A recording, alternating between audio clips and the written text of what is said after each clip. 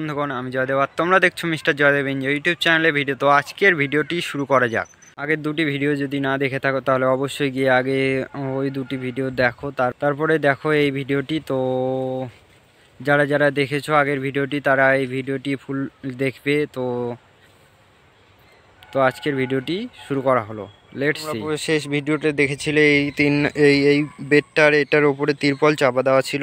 তো সেটি 3 দিন পরে যখন খোলা হলো তখন তোমরা একটু কাছ থেকে দেখো। তোমরা অবশ্যই দেখতে পাচ্ছ এখানে দেখো ধানের মোটামুটি বিছনের চলে এসেছে, অঙ্কুর চলে এসেছে। তো তোমরা দেখতে পেলে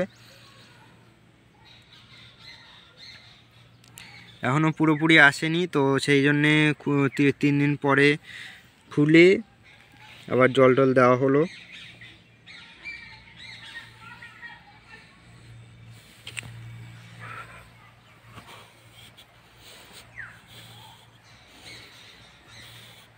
ওই যে ওখানে তিরপল পরে আসছে, তো ওই তিরপল দিয়েই ঢাকা ছিল। তোমরা এখানে ভালো দেখতে পাবে। এই দেখো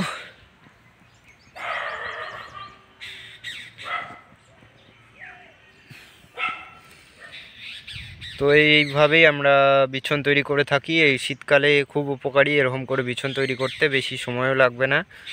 তো